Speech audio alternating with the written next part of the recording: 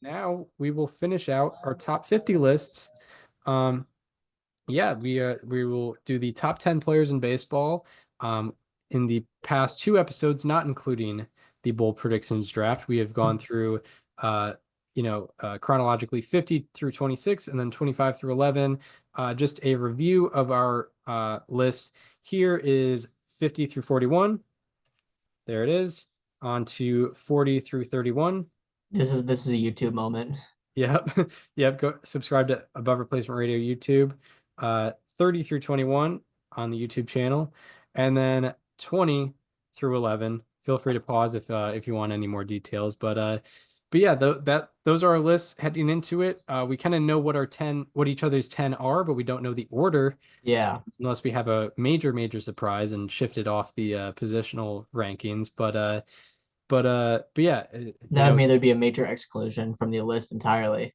in exactly. Yeah. Yeah. But yeah, if this is a projection for 2025. This is going based off of what we think they will do in 2025.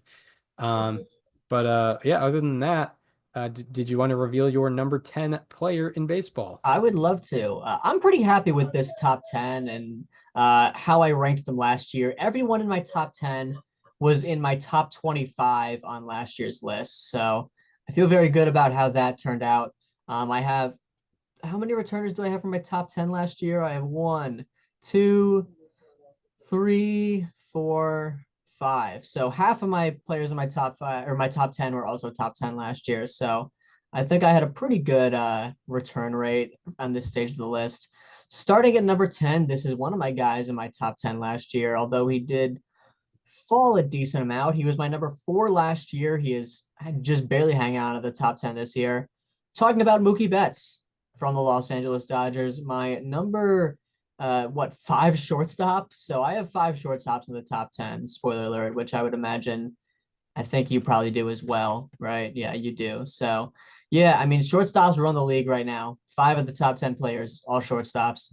And there's very good reason because, yeah, I did put Mookie Betts quite boldly as my number five shortstop, but I did say that my ranking of him on the top 50 list would be a lot more, indicative of who I really think he is as a player than, five at his own position. It was a weird year for Mookie last year. He obviously started out as one of the better hitters in the league, perhaps the best hitter in the league throughout like the first few weeks of April. Cooled down a little bit, got hit by a pitch in June, missed a couple months, came back and just wasn't the same. But he still landed on a 289, 372, 491, 863 slash line. Just a very, solid offensive season, even if it's not what we're used to seeing from him.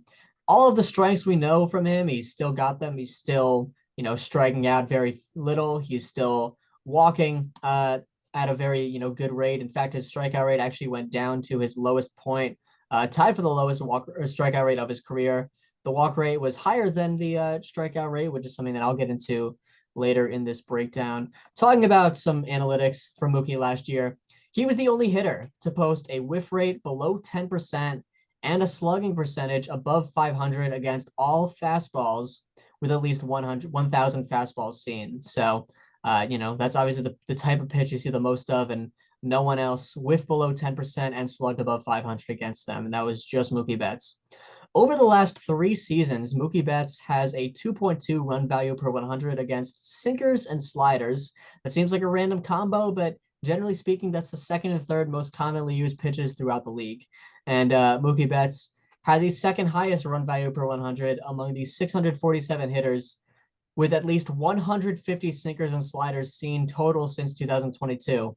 I'm going to give you a little spoiler. Mookie Betts has seen way more than 150 sinkers and sliders over the last 3 years. He's seen about 2,500 of them. According to Fangraphs, Mookie was one of just three qualifiers in any season since 2002 to have more walks than strikeouts and a ground ball rate below 30%, which I thought was pretty cool. I believe the other two were Frank Thomas and Rafael Palmeiro. I could be wrong on that. I wish I wrote them down. However, I am dropping Mookie on this list. He's going from fourth to 10. There was a bit of a drop in offense last year, and I think one thing that you could cite was his 11.1% drop in pull rate last year, which was the third steepest decrease among all qualifiers. He also had lows in barrel rate and average exit velocity since 2017. But regardless, he is still Mookie Betts, as I mentioned before. He is still a top 10 player in the league. And there's a reason, for that, many reasons for that. Yeah, yeah, absolutely. And before I reveal my number 10, I forgot to talk about how we did on our top 10s last year. Mm-hmm. In terms of players that we had in the top 10 who ended up being top 10 in F4, I had three. Daniel had four. MLB Network had three. I think Foolish Bailey also had three. And then same thing pretty much across the board except for RA9 F4, which I only had two, and then everyone else's numbers were the same because Jose Ramirez got scooched out. So I only had two with the RA9 based. But on to my number 10. It is my number one pitcher in baseball for 2025. It is Tarek Skubal, who is debuting on the list. I ashamedly did not have him on the list last year, despite my high hopes for him. So, but I did get some brownie points by picking him for Cy Young, but I did not put him on any list last year, positionally or in the top 50. But he's heading into his age 28 season. He returned from flexor tendon surgery on July 4th, 2023, and since then has put up a 2.51 ERA and 2.35 FIP in 272 and a third innings pitched. In that span, he leads all qualified starters in Major League Baseball in ERA, FIP, strikeout minus walk rate, xFIP, and SI ERA. Also, among 112 pitchers to throw 2,500 plus pitches in that span, he has the lowest expected WOBA against and the second lowest expected slugging against. I think he's very clearly been the best pitcher of the last year and a half. And since he returned from injury in 2023, he ranks eighth among all players in F4, no matter if they're a position player or a pitcher. He ranks eighth since he returned from that surgery on July 4th, 2023. So I think he hangs in there with a lot of these position players. And I think he's the 10th best player in baseball for 2025. Who's your number nine? Yeah, so my number 9, it is a guy that I put number 14 on my list last year. Uh, it's your guy. It is Jose Ramirez, my number one third baseman from last year, a guy that got completely screwed out of the chance to have a 40-40-40 season, which made me very sad.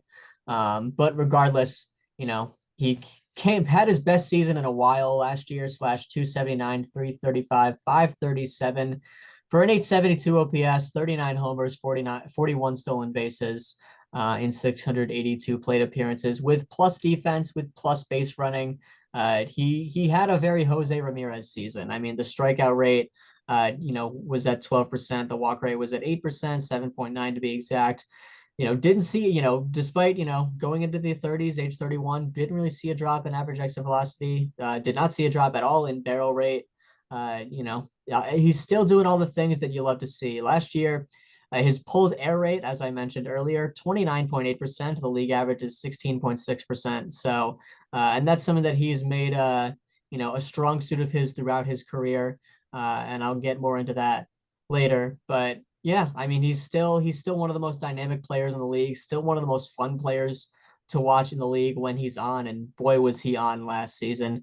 Last year, Jose Ramirez had a 500 slugging or higher on every pitch that he saw at least 150 times. I'm talking four-seam fastballs. I'm talking changeups. I'm talking sliders. I'm talking sinkers. I'm talking curveballs. I'm talking cutters. All of them, he slugged 500 or more, which was awesome. 21.8% of all pitches he saw last year were off-speed pitches.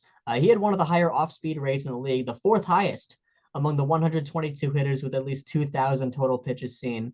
And in very Jose Ramirez-like fashion, he hit off speeds, made a lot of contact on them better than most. His 17.8% whiff rate against off speeds ranked 13th lowest on that same list of 122 hitters.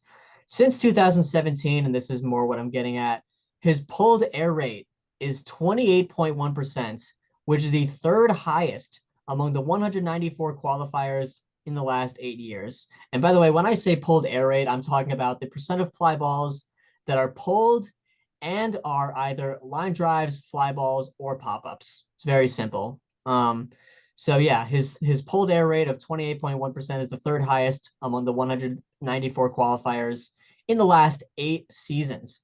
And also since 2017, Jose Ramirez has pulled 48.3% of his total batted balls, which is tied for the highest among the 255 hitters with at least 1250 batted balls in that span.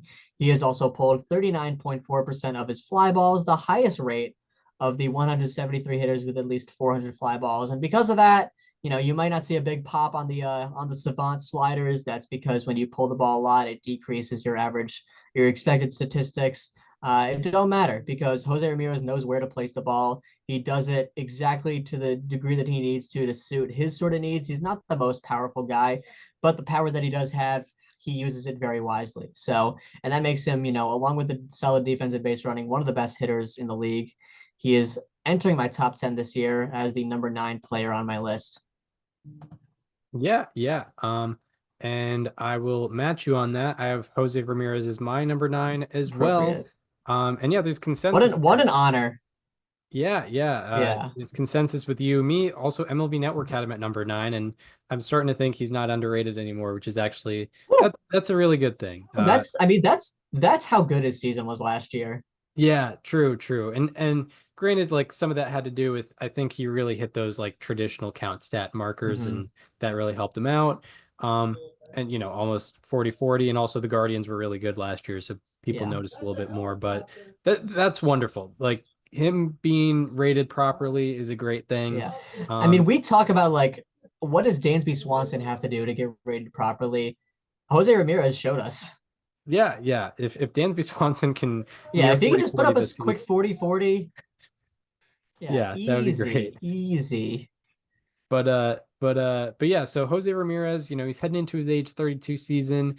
He ranked 8th among all players in F4 last year, and he ranks 11th over the last 2 years. Last year, he put up a 6-year high in fly ball rate and a 3-year high in pull rate, and was rewarded with 39 home runs to tie a career high. He also stole a career high 41 bases while putting up a 65% extra base taken rate. League averages in the low 40s on that. He was at 65%. Also, he put up +3 outs above average on defense and has put up at least 3 outs above average in every non-COVID season since the stat started being tracked in 2016. That's, not including the COVID season. That's 8 years in a row of at least 3 outs above Which, by the average. way, the COVID season, a year he should have won MVP. Yeah, exactly, exactly. Um, And with Jose Ramirez, I think what makes him so great is just that consistency. He's never been, outside of the 2020 season, he's never been top 2 in MVP. But he just every year you can kind of rely on him being good. His worst year in the last 4 years has been a 4.6 F4, I believe, which is still, all-star level.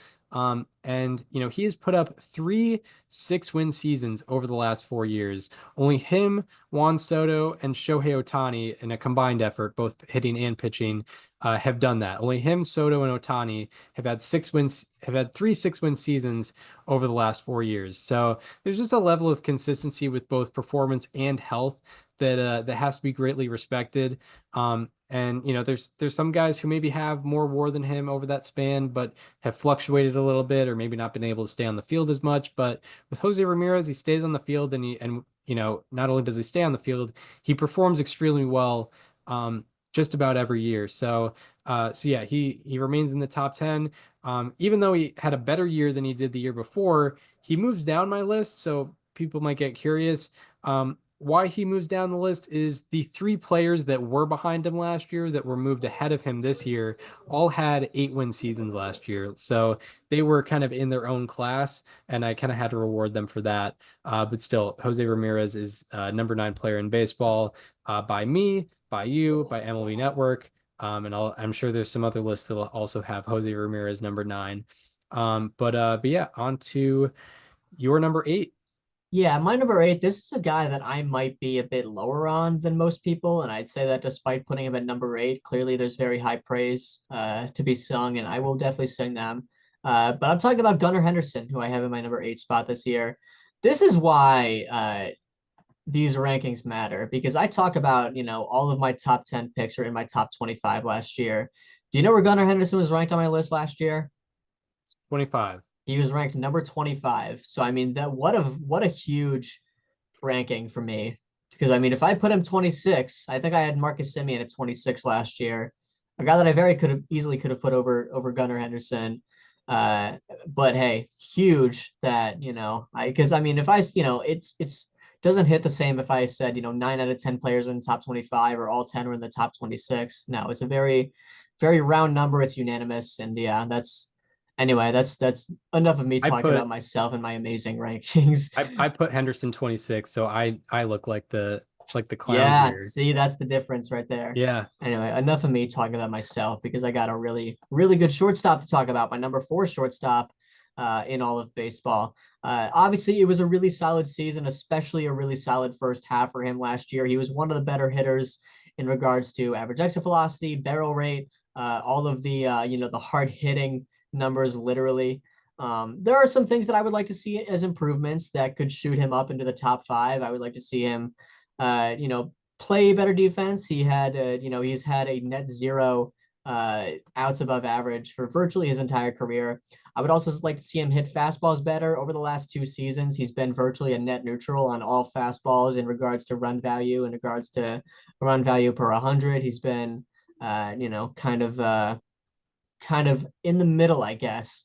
And that only means that there's endless praise to be sung about the way he hits breaking balls and off-speed pitches, and certainly that exists. Gunnar Henderson posted a 23 run value and 12 run value per 100 against all breaking balls in 2024. Both of them led the 255 hitters with at least 100 plate appearances ending on breaking balls. So, if you're not going to hit fastballs to a great degree, you might as well be the greatest to ever hit breaking balls. And that's exactly what Gunnar Henderson was last year. He was the only qualifying hitter last year to be in the 80th percentile of expected WOBA, chase rate, and sprint speed. All three of those are very different aspects of offense, and he was the only one to be, that kind of elite in all three in that kind of sample size. One thing that I also really liked from him last year, the performance did go down a bit in the second half, but I still think that he's capable of having a full year of what his first half was. His average bat speed went from 76 miles per hour from March through June of last year to 76.6 miles per hour from July through September. For a 23-year-old that was playing in his second full big league season, I think it does mean a lot that, he was still swinging the bat as hard as ever as the season was going on. Normally I wouldn't be surprised to see like a bit of a dip in those later months when time is going on, but the fact that he was keeping it up is awesome. Additionally, one of the big reasons for his I don't want to say breakout, but his level up in 2024 over an already very solid 2023 was his barrel rate on fly balls going from 28% in 2023 to 35.7% in 2024. This helped him go from a 28 home run hitter to 37 home run hitter. So Gunnar Henderson is remaining he's making my top 10 for the first time. He is my number 8 player. yeah. I'm the whole time I was searching for my number 25 last year because when I command F'd Hmm.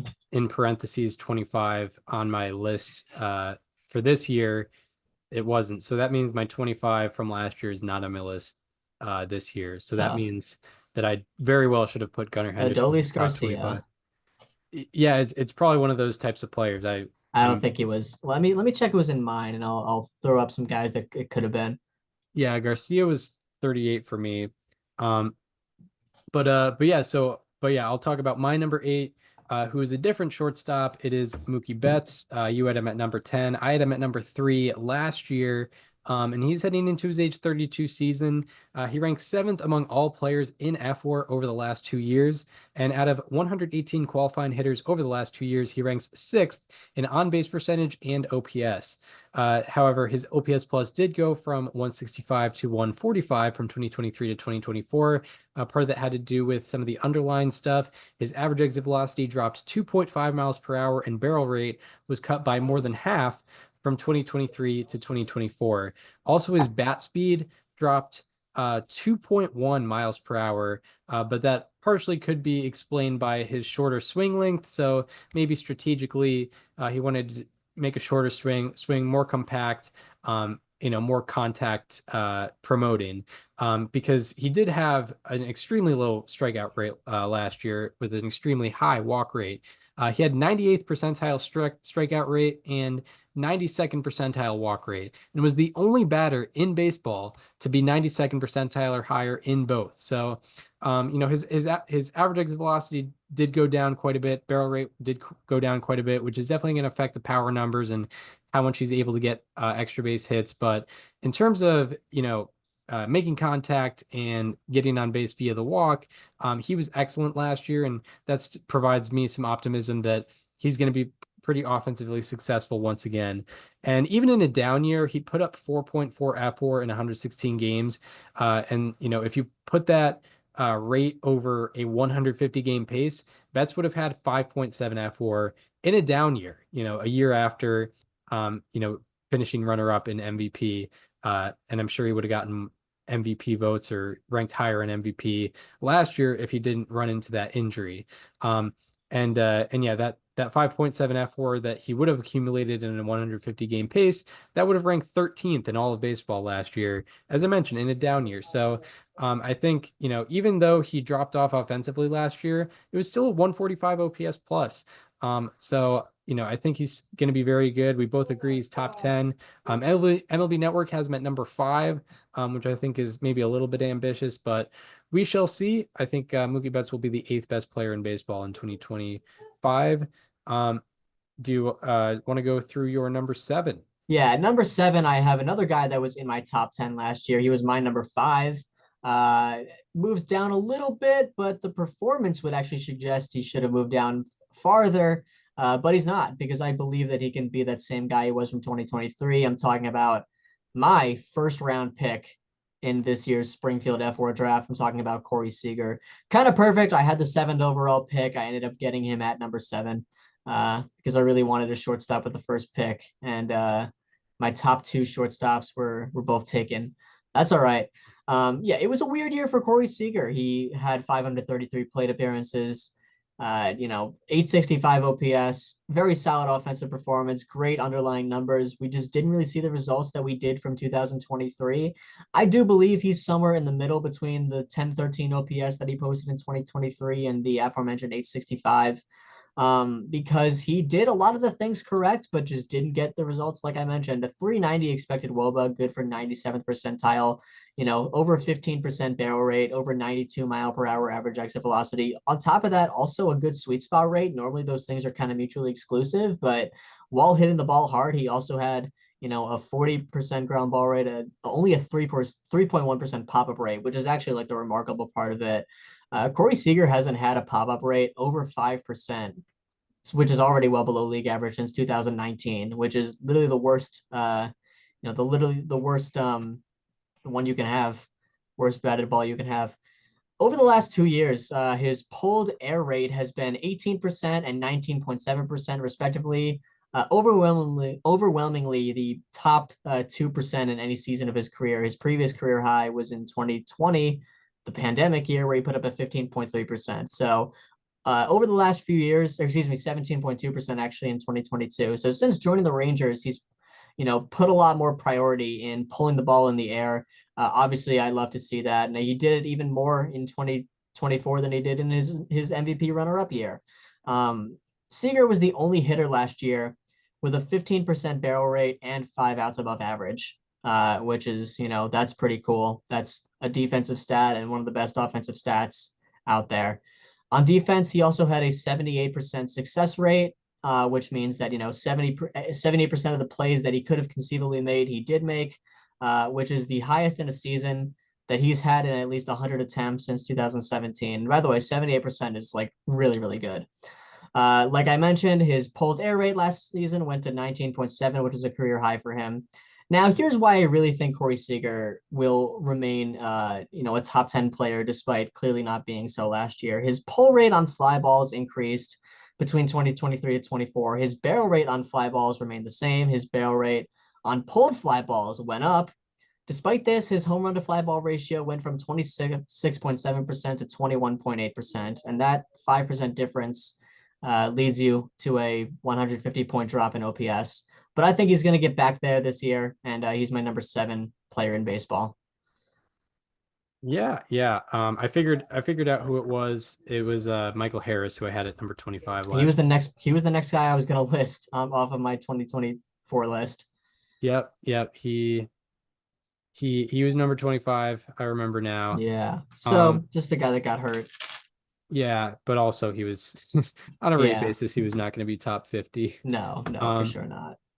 but yeah, my number seven, it is our fourth match on this top Wow. 50 list. I think Yeah, I mean that we're makes sense because I mean I think I know who you have at number six and also everything from there on. And I think it's only process of elimination that Corey Seager would have been seven. yeah, yeah, and yeah, so he's my number seven as well. Corey Seager, he was my number five last year. Yeah, you also had him at number five. Um, he is heading into his age 31 season, and out of 118 qualifying hitters over the last 2 years, he ranks fourth in slugging and fifth in OPS. Out of 256 hitters with 2,500 plus pitches seen, his expected slugging and expected WOBA both rank sixth. He also has 6.6 F4 per 650 plate appearances over the last 2 years, which is more than Juan Soto, Francisco Lindor, Gunnar Henderson, and Mookie Betts. That's 6.6 F4 per 650 plate appearances. So on a rate basis, he is better than some of the guys I have ahead of him. You know, sometimes he just has an issue with staying on the field. And then talking about last year, his OPS plus did go from 174 in 2023 to 145 in 2024. But luck had a lot to do with it, as you kind of prefaced. He had the eighth unluckiest difference in slugging and expected slugging out of 216 batters last year, despite having the highest rate of fly balls being pulled in his career. You know, a lot of the time, you know, the difference in actual numbers and expected numbers can be explained by hitting too many straightaway fly balls because, uh, you know, the expected metrics don't account for what part of the park you hit it. But Corey Seager was pulling fly balls at the highest rate of his career and still getting, still being the eighth unluckiest out of 216, according to expected slugging. Corey Seager, under the surface, had a 72nd percentile strikeout rate and walk rate, 88th percentile sweet spot rate, 91st percentile average exit velocity, and was 95th percentile or higher in all expected categories, while also putting up +5 outs above average. So yeah, we're very much on the same page with Corey Seager. That's why we both have him at number seven. I think MLB Yeah, Network might have had him at 17, so we obviously see that vision a little bit more than MLB Network this year, and let's see uh, it. we'll see how it goes. But yeah, I'm kind of I did based on what I saw with Corey Seager last year. There's nothing that made me lose faith in him. It's just ran into a little bit of bad luck. His BABIP went down a lot.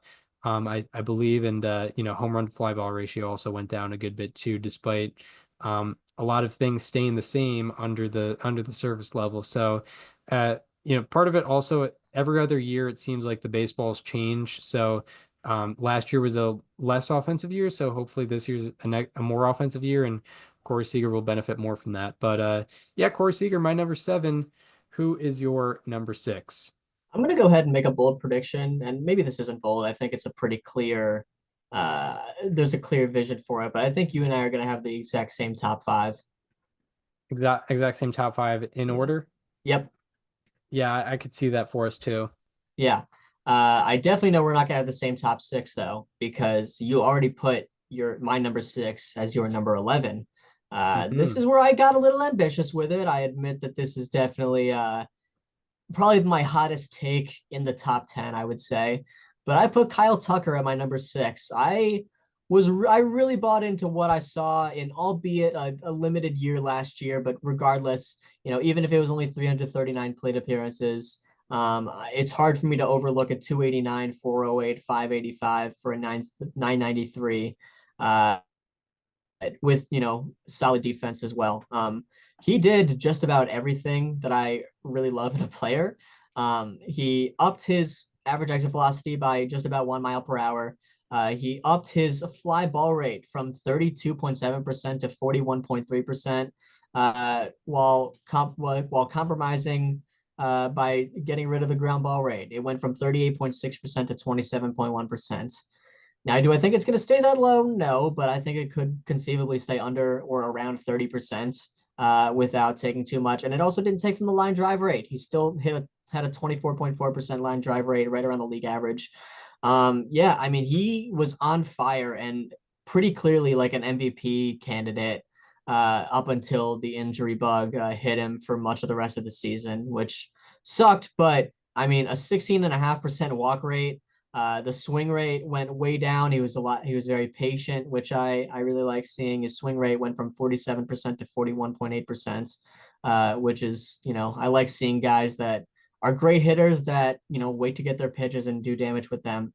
And he was obviously going to a new team this year. But I still think he will be the Kyle Tucker that we know. He posted a 2.4 run value per 100 last year, overall on all pitches. That was the fourth highest among the 323 hitters with at least 200 batted balls. So yeah, the 2.4 run value, it was on batted balls.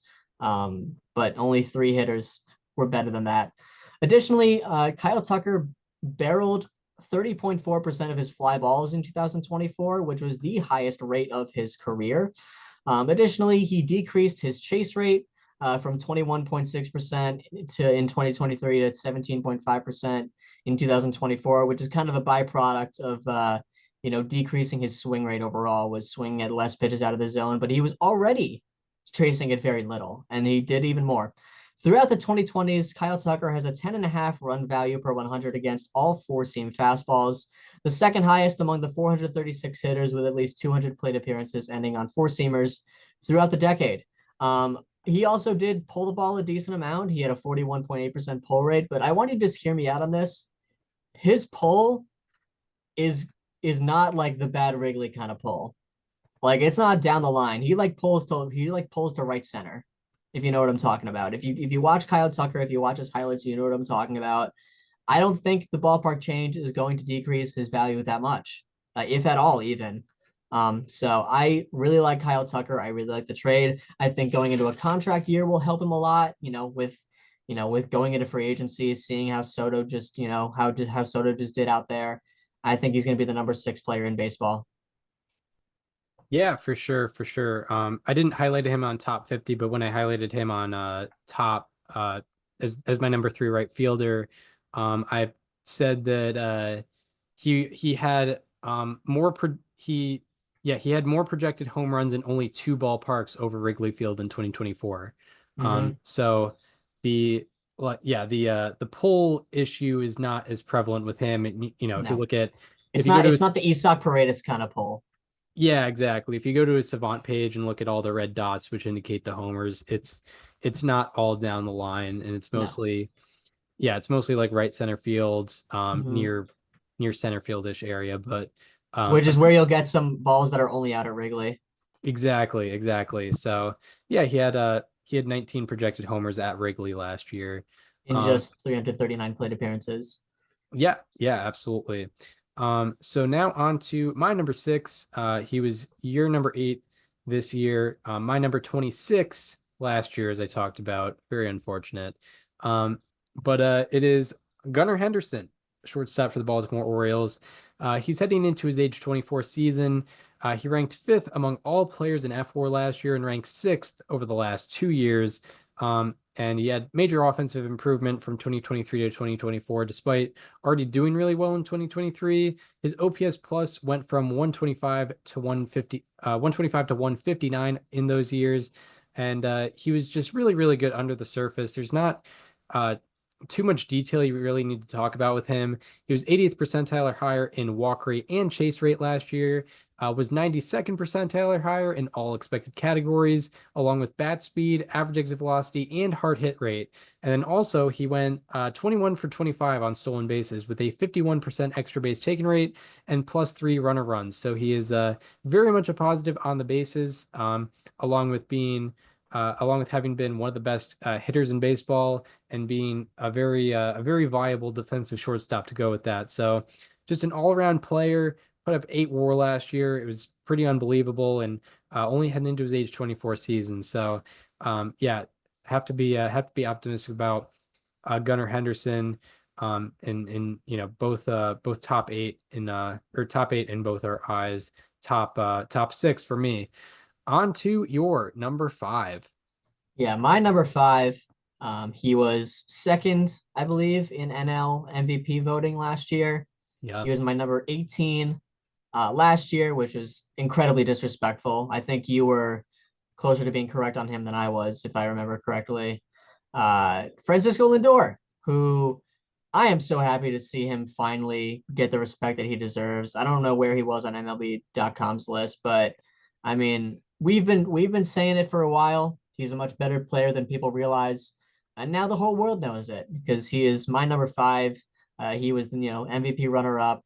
He's viewed as one of, if not at least definitely a top two or three shortstop in the game. And he deserves it. And it's an easy guy to root for. He obviously went through a lot of adversity early in New York, and there's no one doubting now, which is just awesome to see. Yeah, I mean, just a phenomenal, probably 99th outcome season, 99th percentile outcome season for him last year. 16 outs above average and a 13.6% barrel rate at the shortstop position, with also best of the league tier base running. There is nothing that Francisco Lindor doesn't excel at on the baseball field. He is a very dynamic hitter that can hit for average and for power. He plays probably at least some of the best shortstop in the game. Maybe only Dansby Swanson and maybe Bobby Witt Jr. play it better than him, but even then, he's a very clear captain of the infield. He's a clear leader on a team that I think has desperately needed one for a while. Even with a major offseason addition coming in, I think he's still kind of viewed as the captain of the Mets, which is just awesome. Last year, his average bat speed went from 71 miles per hour at the second half of 2023 to 72.4 miles per hour in 2024. In case you're wondering how much of a difference that makes, his fast swing rate, his rate of swings being 75 miles per hour or higher, went from 5.6% in 2023 to 19.9% in 2024. And that's obviously that plays a major difference in things like barrel rate and things like pull rate, better timing, obviously. And that's, some things we saw to Lindor last year. His RV per 100 on sinkers and sliders, like I mentioned earlier, the 2 and 3 most common pitches people see. It was 2.4 last year. His previous career high before that was 1.9. So he hit guys secondaries very well last year. When they couldn't get him out on when they didn't want to throw their fastball, he hit their secondaries as well. And I say that because his hard hit rate against all fastballs last year was at 54.4%. His previous career high was 47.4%. Lastly, Lindor barreled 31.6% of his fly balls in 2024, which set a new career high. His 96 mile per hour average exit velocity on line drives was also a career high. So Francisco Lindor had an excellent season last year. Makes me very happy to be putting him as a top 5 player in the league because that's how I know the rest of the sport sees it too. And yeah, don't feel too bad about your number 18 from last year because MLB Network had him at 25 Great and point. ESPN had him at 27. So, Wow. um, you know, it was yeah, it was pretty rough. I had him at number 9, but don't worry, I'm gonna have some foolish takes being exposed upcoming in my top 4. But one of the ones that I got what that I got right was Francisco Lindor. I had him at number 9 last year. He's also my number 5 this Yeah, year. He's heading into his age 31 season, and just kind of we kind of forget about how he started the year last year.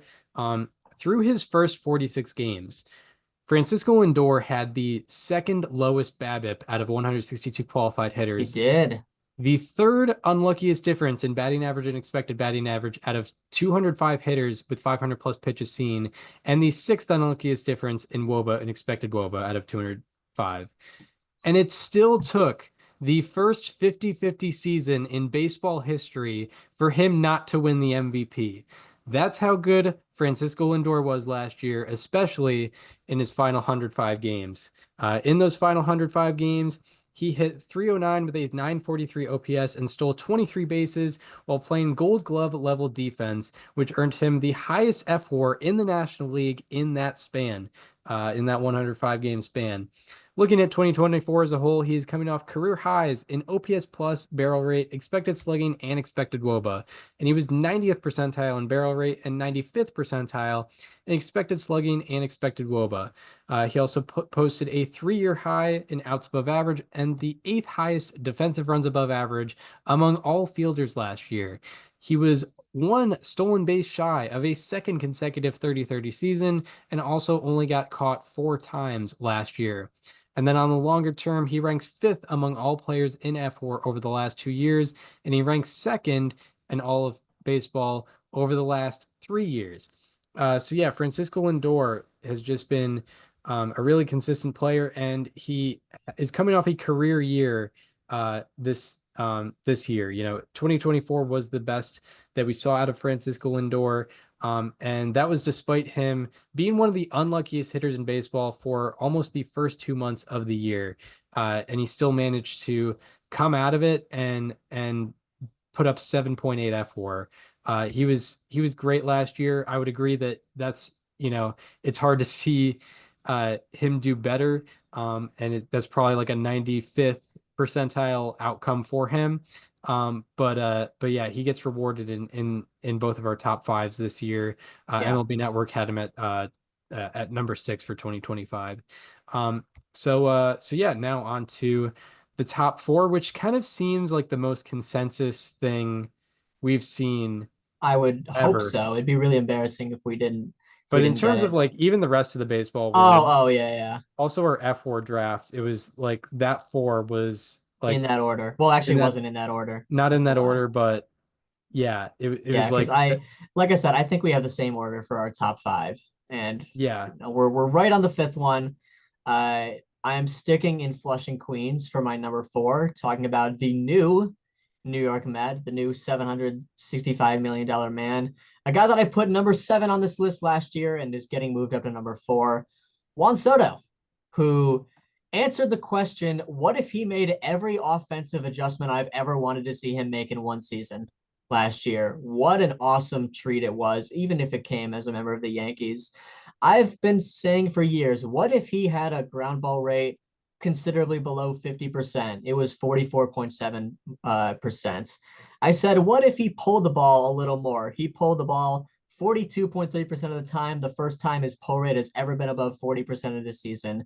His pulled air rate went to a previous career high of 15.1% in 2019 to 19.1% last year. It was the first time he was above league average, and he was 3.5% above it, which was awesome. I loved seeing every single thing that Juan Soto did last year. Even the defense, it wasn't great, but it was actually better than it has been in years past, even if it was still considerably below league average.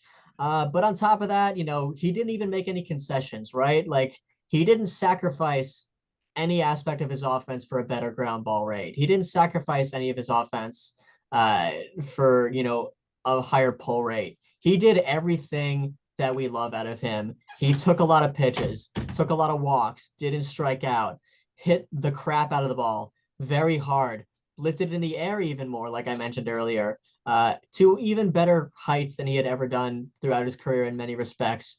A 462 expected WOBA, and that's with a lot of balls, his fly balls even still going to center field. There's a lot of metrics out there suggesting he was unlucky. A 646 expected slugging, a 19.7% barrel rate, a 57% hard hit rate, an 18% chase rate, kind of in line with what he usually does, an 18.1% walk rate. Don't get fatigued by that. That is unbelievable for a guy that was 25 years old, going into free agency, playing in the biggest market that there is. Like, do not get fatigued by that. That is unbelievable, just as unbelievable as it was when he was doing similar things at age 19. Overall, last year, 23.8% of Juan Soto's swings resulted in hard hit batted balls, the highest rate among the 252 qualifiers. Additionally, he posted a 22.8% line drive rate last year, his highest since 2019, going in line with the decrease in ground ball rate. That all went to line drives. His 35.4% sweet spot rate was the highest in a season since 2019. 25% of his batted balls were pulled, still below league average, but a career high for him, which, that shows if he just does it more, look how much he could do, even if he's below league average. His 19% pulled air rate was 4% above his previous career high, like I mentioned. And additionally, Juan Soto barreled 50.8% of his fly balls in 2024. His career average going into this year was 35.5%, and he landed at 50.8%. So, what an awesome season it was for Juan Soto. And unsurprisingly, it resulted in a lot of money, even if it was more money than people might have thought at any point. He is staying in New York, but going across town, and he is staying in my top 10, but moving into my top 5. He is my number 4 player for this year. Yeah, yeah. My number 4 is also Juan Soto, but we did have a difference in opinion last year, and I ended up being wrong on him. I had him at number 14 last year, which was lower than maybe any list that I saw. And yeah, he definitely proved me wrong there for sure.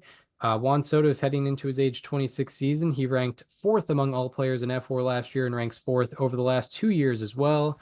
And he's coming off career highs in wins above replacement, home runs, total bases, average exit velocity, barrel rate, and fly ball rate.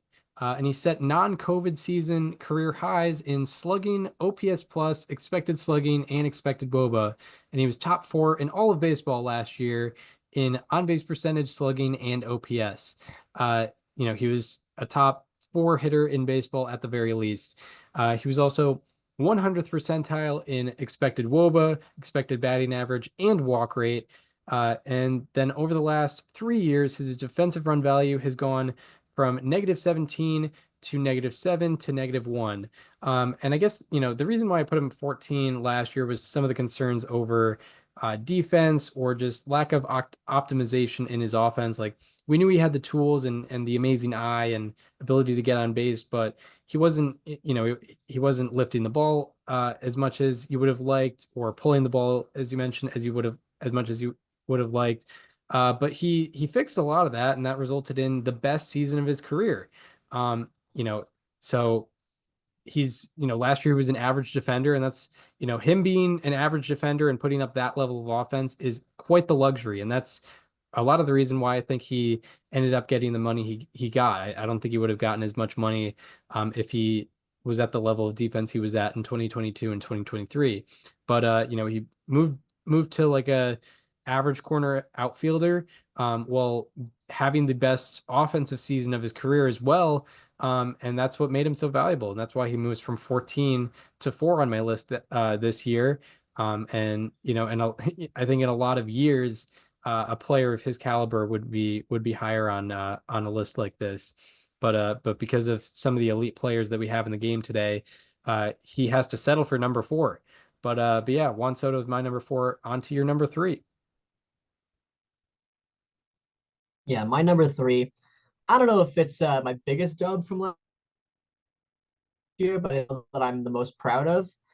He was 10 last year, and putting him in the top 10 was I don't want to say controversial, but I don't think it was popular. But he is moving into my number 3 spot and very deserving.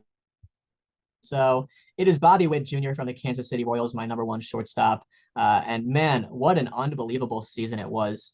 99th percentile batting run value, 96th percentile base running run value, 95th percentile fielding run value. Everything you can do on the diamond, Bobby Witt Jr. did with the best of them. In fact, in some cases, he was the best of them. 100th percentile sprint speed, 99th percentile outs above average, 98th percentile expected WOBA, 98th percentile expected slugging. Everything was just basically the best possible outcome that you could imagine.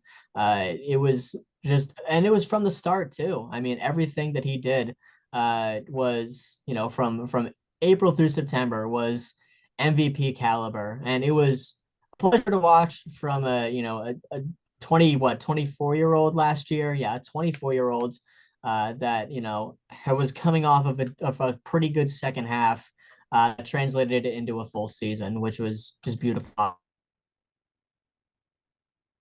Watch. One thing we're about is his results against four seamers, which is the pitch that you obviously see the most of in most cases. His run value per 100 against four seamers has gone from -0.8 in 2022 to 0.3 to 1.7 in 2024. His barrel rate against four seamers also went from 11.5% to 13.8% to 22.3%. So I mean, he absolutely crushed four seamers last year. That's what I love to see. His average exit velocity on breaking balls also went from 87.1 miles per hour from 2022 to 3 to 90.3 miles per hour. His hard hit rate against them went from 3.3% to 39%. 39% might not sound like a huge number, but against breaking balls, trust me, it is. Additionally, Bobby Witt Jr. became the first player to hit 20 home runs and steal 30 bases in each of his first three big league seasons, joining Barry Bonds, Mike Trout, and Corbin Carroll as the only players to do so in even two of their first three seasons. He did it in all three. Additionally, Bobby Witt Jr.'s 2024 made him one of 10 players to have a season with a 170 OPS plus or higher, 30 stolen bases or higher, or one plus D WAR or higher, joining Dan Brothers, Hannes Widener, Eddie Collins, Home Run Baker, Tris Speaker, Ricky Henderson, Barry Bonds, Mike Trout, and Mookie Betts. It was an unbelievable season, and I am happy to have been right on him last year and look forward to seeing hopefully another great season. But number three, comfortably, Bobby Witt Jr. Yeah, he was certainly a big dub on your list. Um, you probably have it there. Another big dub also probably came from your number one, depending on which list you compared it to. Definitely mine. Um, but uh, but my number three this year is also Bobby Witt Jr. He was my number 19 last year. I think that's where a lot of lists had him, but Daniel jumped the gun and it worked out for him. Picked him number 10. Bobby Witt Jr. is heading into his age 25 season, and he leads all exclusive position players in F4 over the last 2 years, and he ranked second last year. He led MLB in batting average last year, and he ranked third in slugging and fourth in OPS. Some of the offensive improvement can be explained by some of the under the surface stuff. He increased his average exit velocity 2.0 miles per hour and barrel rate by 2.8 percentage points, and also increased his walk rate and decreased his strikeout rate. So hit the ball harder, hit more hard fly balls, and walked more, struck out less. That's a great recipe for success, and part of the reason why he was able to have a above a 170 OPS plus. He was 98th percentile or higher in all expected categories, 94th percentile in average exit velocity, and 92nd percentile in barrel rate. So along with him improving, he was elite in those categories. Uh, and then away from the bat, he was excellent as well. He ranks fourth among all fielders in defensive runs above average over the last 2 years, and he won the Gold Glove in 2024. He also ranks fifth among all players in base running runs over the last 2 years, and he had a 63% extra base taken rate last year and ranked third in all of MLB in runner runs. In 2024, from a historical perspective, he had the highest F4 in a season for a player in their age 24 season or younger since 1956, Mickey Mantle. So Nice. A it's very been famous season. yeah. I mean, it was. I think that was the year he won the Triple Crown. Mm-hmm. And yeah, it's been 68 years since a player age 24 or younger has had a player like Bobby Witt Jr.'s.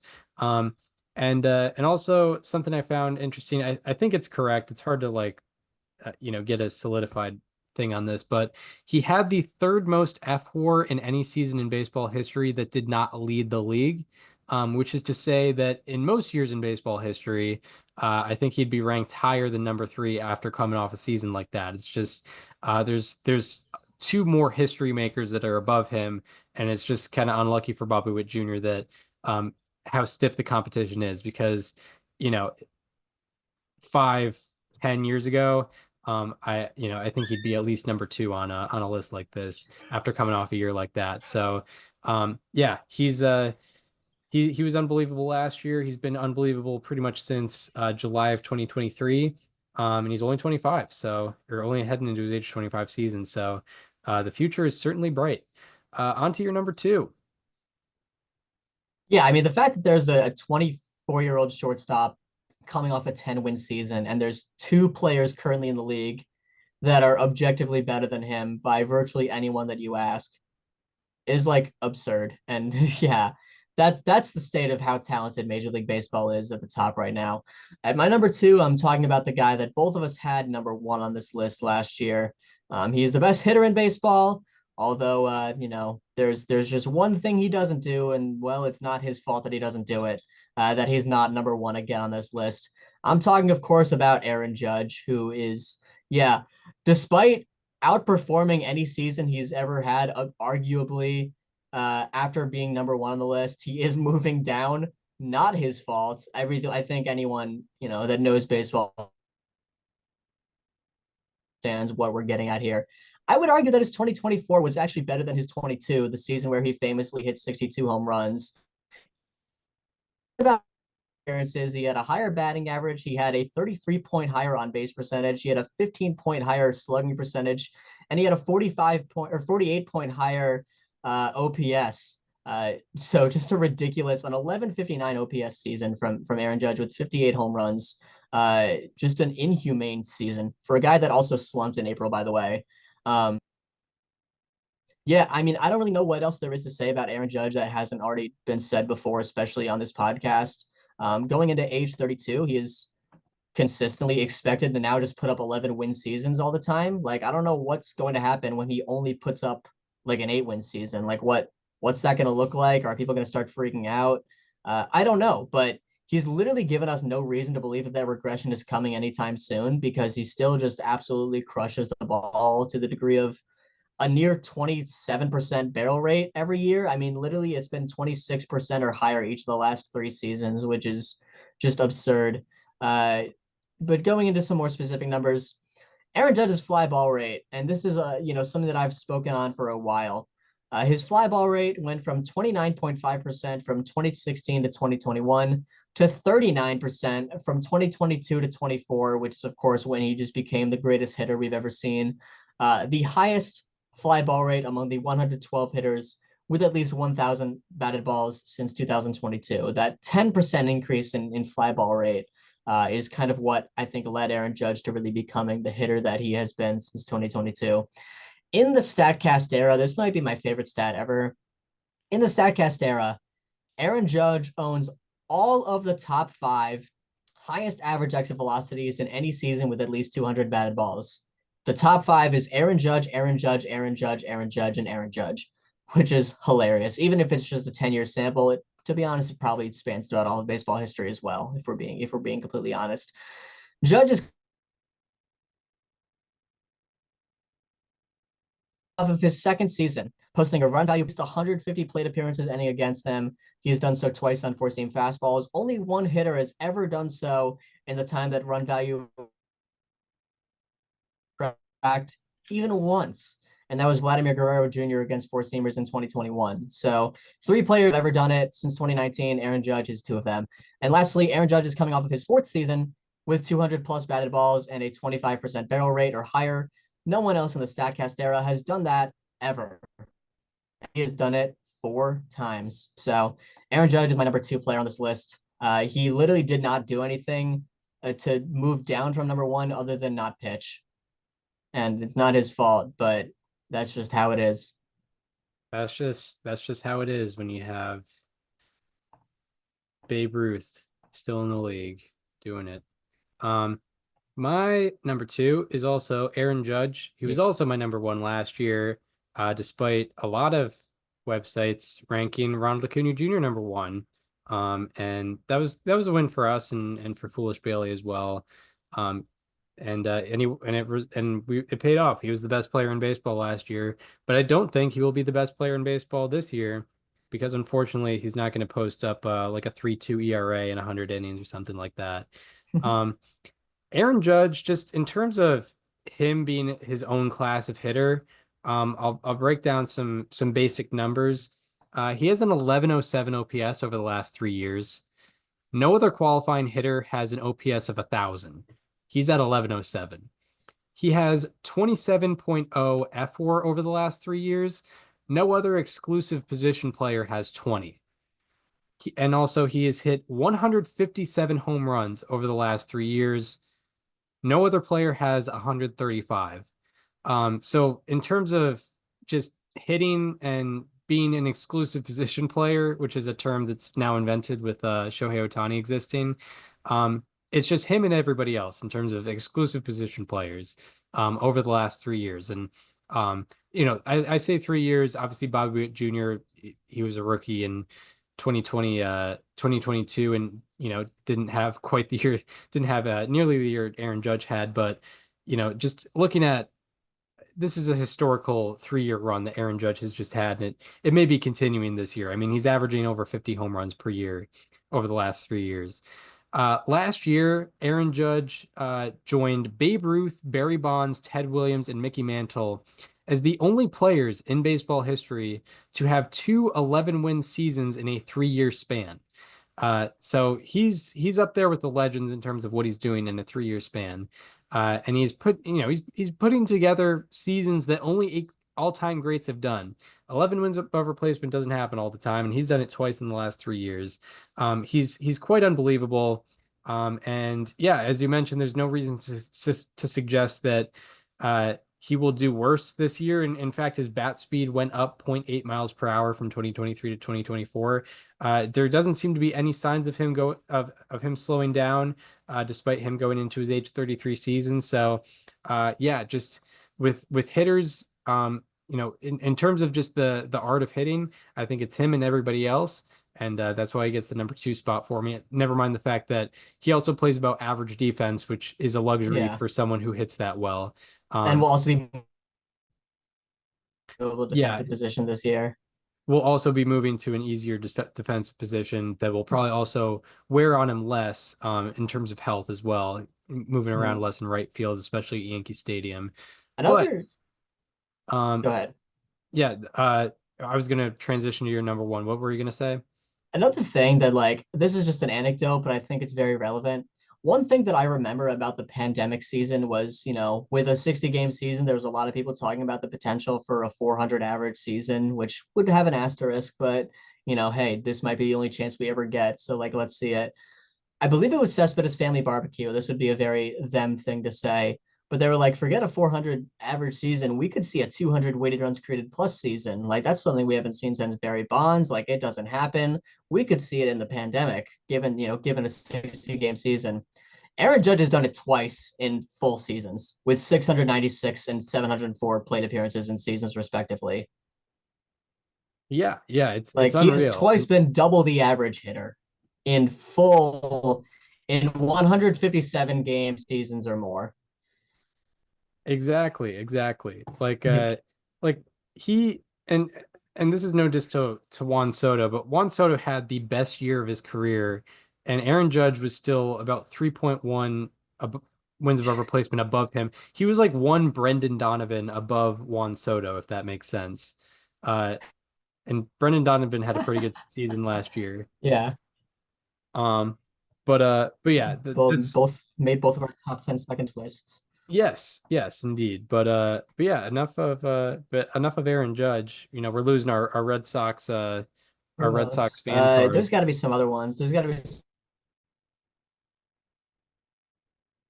some other good examples.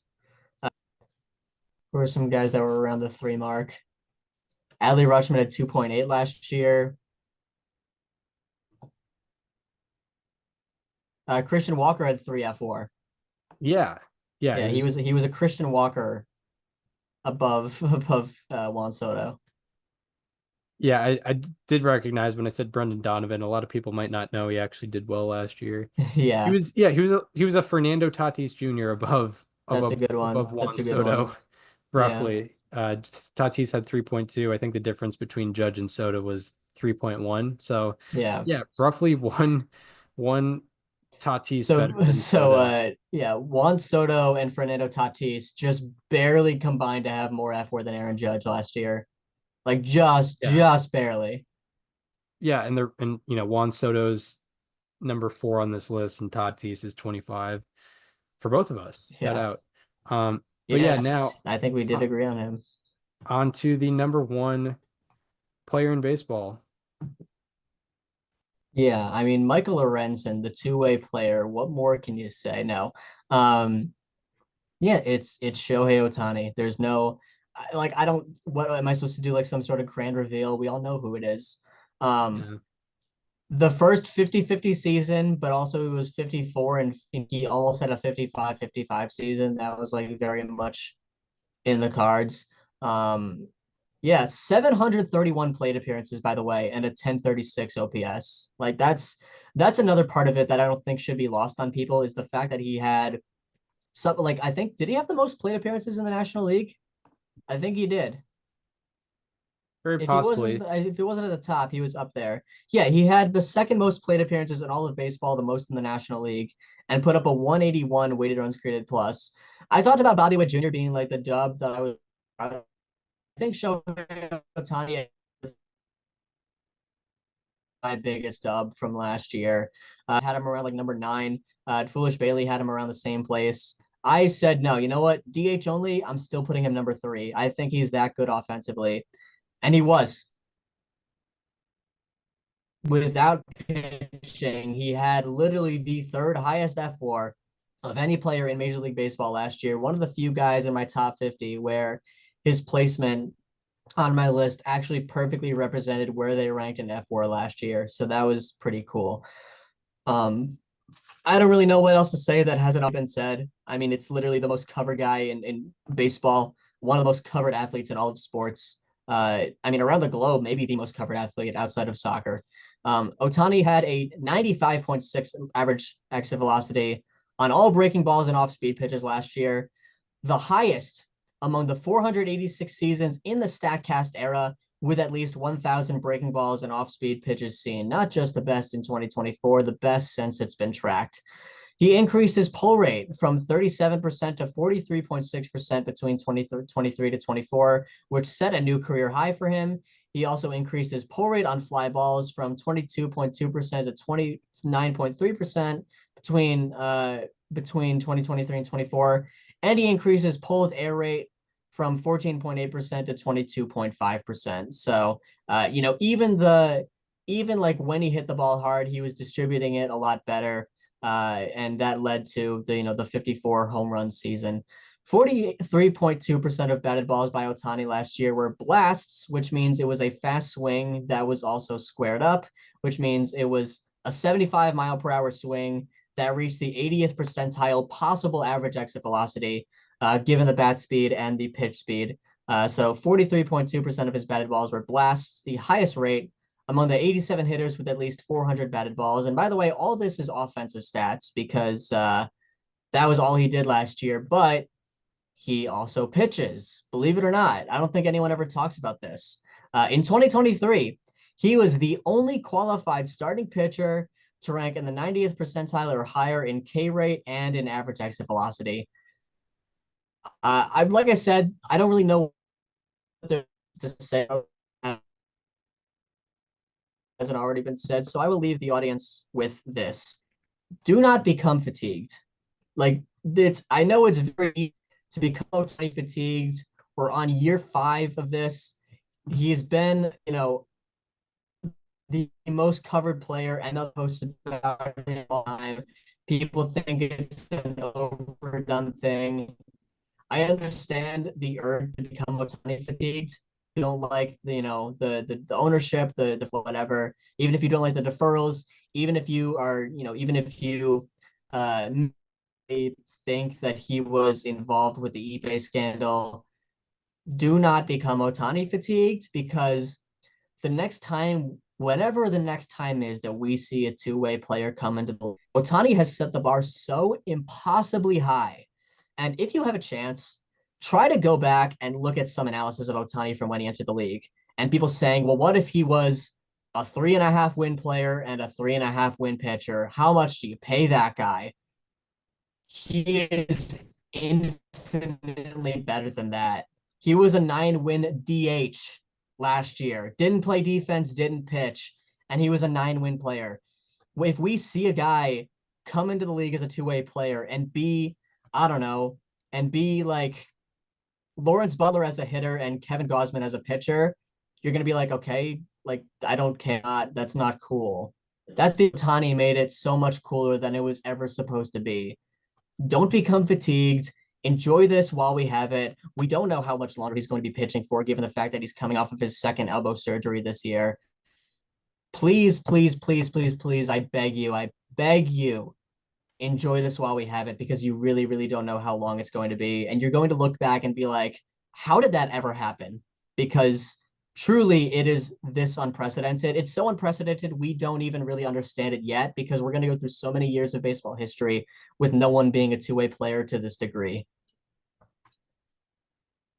Yeah, yeah, 100%. Yeah, yeah, very, very well said because yeah, whenever this does end, we're gonna really, really miss it because there's nothing like this. And as we've talked about before, like Babe Ruth didn't do this. He was in 1919, he did it for one season and he was an average pitcher. People point out the 3.5 whatever ERA. That was bad in that time frame. Um, Mhm. Shohei Ohtani is great at both, and we've seen that especially at the plate with him getting more opportunities. Yeah, my number one is also Shohei Ohtani. It might have cut off on the recording, but you know, Daniel did have him at number three last year. Definitely was a win, as you mentioned.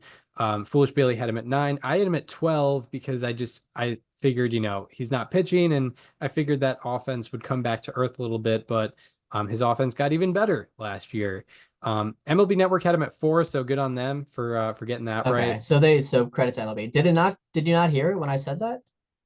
It it no, it came through, but some words might have gotten cut off a little bit. Hmm. Okay. Um, but yeah, so number one, Shohei Ohtani, he was my number 12 last year, ashamedly. But he leads all players in home runs over the last 2 years. He also pitches. He leads all players in offensive runs above average over the last 2 years. He also pitches. He ranks second in OPS and slugging among 118 qualifiers over the last 2 years, and he also pitches. And along with hitting, he ranks fourth in stolen bases and base running run value over the last 2 years. He also pitches. He put up the only 50-50 season in baseball history last year, and he also pitches. He became the only player to steal 55 plus bases while being caught fewer than 5 times. And that was while he led the National League in home runs, on base percentage, slugging, and OPS. He also pitches. I mentioned he also pitches. In the 3 years leading up to the injury that took him off the mound last year, he averaged 143 innings, a 2.84 ERA, 3.23 FIP, and 151 ERA plus in those 3 years. In those 3 years, he ranked 11th among pitchers in pitching F WAR and 6th in pitching B WAR. And among 57 pitchers with 400 plus innings in that span, he ranked third in ERA, eighth in FIP, sixth in strikeout minus walk rate, and second in strikeout rate. So, along with being I would say a top 2 hitter in the game over the last 2 years, he's probably a top 10 pitcher in the game too, at least certainly on a rate basis. And according to B WAR, which is based on run prevention, he was the sixth best pitcher in baseball in that 3 year span where he was pitching. So yeah, I mean, it can't really be emphasized enough. And yeah, as you mentioned, like he gets covered a lot, but not only have we not seen anything like this, like I don't know the last time, it's been since the steroid era, at least since we've seen a better player, or better seasons. And in terms of like a 4 year span, best we've seen since, roided up Bonds at least. And then Yeah. best 4 year span, best 4 year span we've seen out of someone hitting, um, involving someone hitting since, I don't know, Pools. I'd say better than Pujols. Like Yeah. in terms Like that's of, that's and I'm not saying exclusive hitting, I'm saying like in terms of what Otani's overall doing offensive profile. Yeah. in terms of offense, stolen bases, and then also the fact that he's pitching in terms of a 4 year span. It literally might be Bonzo 1 to 04. Yeah, it might be that. That's it. And then like, Walter Johnson 1912 to 1915 if we're going to count that because of how many innings he threw. But yeah, in terms of like integration, like this might it's one of the greatest. It's probably the best clean 4 year span of all time. And it's keeping going, and I don't think there's any signs of him really slowing down that much. I think we talked about you mentioned last year that like him he doesn't steal as much when he pitches on purpose. Like you know, I don't think we'd expect as many stolen bases, but yeah, even if he puts up, a 170 OPS plus and, a 140 ERA plus, he's probably going to be the best player in baseball. And that's Yeah. kind of conservative for Shohei Ohtani at this point. I would love, and I don't know how many years he has to continue to do this for this to happen. He has 9 years left on his contract. I would love for there to be a GOAT conversation because I think we're not that far off from it, right? Like we can't be. Yeah, for sure, especially considering that, um, in football, Like he has to, I think, go ahead. in in football, it was talked about a guy who's been in the league or who's been starting in the league for 7 years. So in a lot of people's minds, you don't have to, accumulate over a long period of time to be considered the greatest of all Mhm. time. So yeah, I think that's certainly a discussion to be Yeah, had. but like, not that this really matters in baseball, but if we're gonna have GOAT debates, like he has the ring now. Like he won a World Series. He's won a World Baseball Classic, which like to some players, especially from other countries, like that means even more than a World Series. Um, they don't win the World Series without his home run against the Padres in Game One last year. That's a thing that people easily forget about, but it's true. They literally don't win it without that. Yeah, right. Exactly. Yeah, I mean, it is an issue because, the GOAT debate in baseball is so layered and there's so much history and Mm-hmm. the game has evolved And so much. it also like your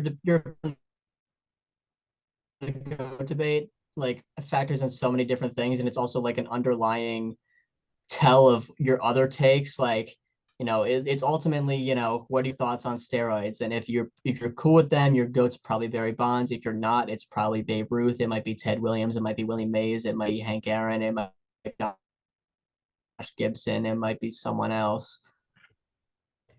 Yeah, exactly. Yeah, no, Right. it's a very yeah, it's a very layered conversation, and um, you know, uh, people talk about Mm-hmm. people talk about like, oh yeah, well, Babe Ruth wouldn't be able to play in today's game, and but I think Nobody. Barry Bonds would also have more difficulty in today's game as well, and Mm-hmm. also the fact is today's game is drug tested, so he wouldn't be able to have that 0-1 to 0-4 run Yeah, quite as be as dominant. he would have been stuck with his near 100 WAR pre 98. Yeah, yeah, He would exactly. have been stuck with his other three MVPs that should have been a lot more. Yeah, true. Um, but yeah, there's definitely a conversation to be had. Um, but yeah, do we want to review our 10 through 1? Yes, I would love to. At number 10, I had Mookie Betts. Number 9, Jose Ramirez. Number 8, Gunnar Henderson.